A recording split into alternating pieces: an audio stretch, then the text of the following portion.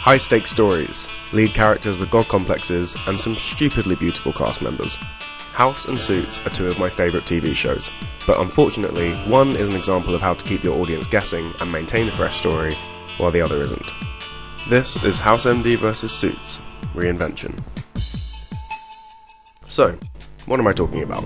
First off, let's establish the parallels which can be drawn between House, a medical drama, and Suits, a legal drama, beyond the sweeping statement I made at the start of the video. Both shows introduce us to a central character who is flawed, selfish, and entitled, yet brilliant and famous within their field, Gregory House and Harvey Specter. These characters seem to answer only to one person, their female superior, Lisa Cuddy in House MD and Jessica Pearson in Suits.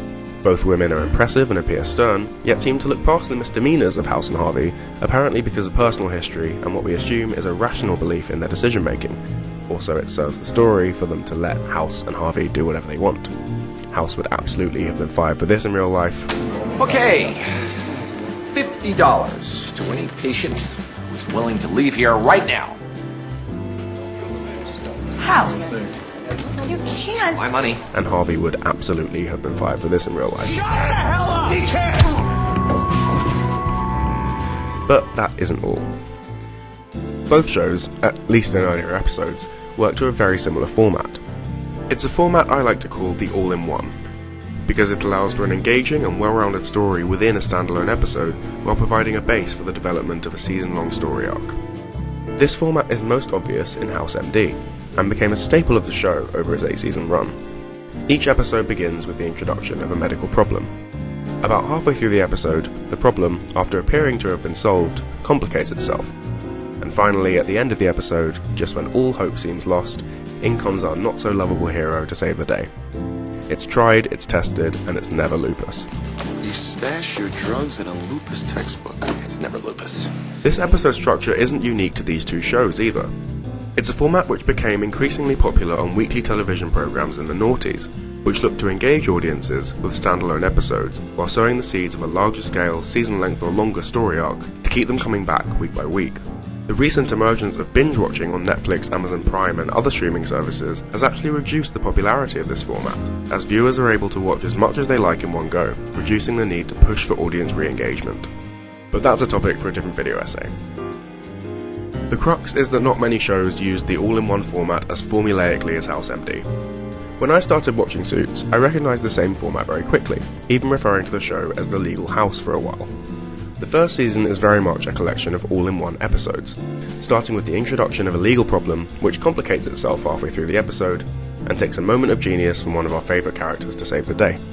However, House MD came in for a lot of criticism over the years for the monotony of its season structure, and I believe that the writers of Suits learned a lesson from these mistakes.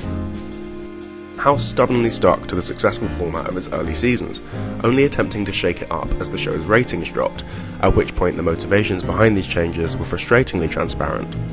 Suits, on the other hand, has become a masterclass of reinvention, and the root of this, I believe, is in its character-driven plot. Don't get me wrong, Suits is not a perfect show. Storylines often feel forced, the acting can be questionable, and the dialogue regularly feels quite contrived. Seriously, once you notice how often the characters say "goddamn," he's the goddamn CEO. You better goddamn come to me a year in advance. You made your bed. You better goddamn win. God damn it. It really ruins your immersion. But in terms of reinvention, Suits is one of the best shows on television. Without giving too much away in terms of spoilers, it has allowed its characters to lead the show into whole new areas.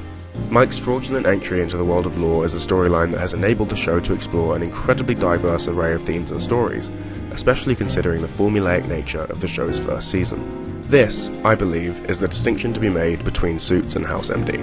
While House allowed itself to fall into a comfort zone, Suits used the all-in-one formula to hook viewers before allowing itself to follow its characters into situations and storylines that kept the show fresh and unpredictable, but also feel tangible because of their character-led nature. This was House MD vs Suits, Reinvention. So, do you agree with me? What the hell are you talking about? Which do you prefer, House or Suits? Let me know in the comments. I'm loving Suits at the moment, and so much of that is down to my appreciation of the writer's ability to take the story just about anywhere and still entertain. It's the reason I think it will be able to recover from the loss of Meghan Markle and Patrick J. Adams at the end of the current season.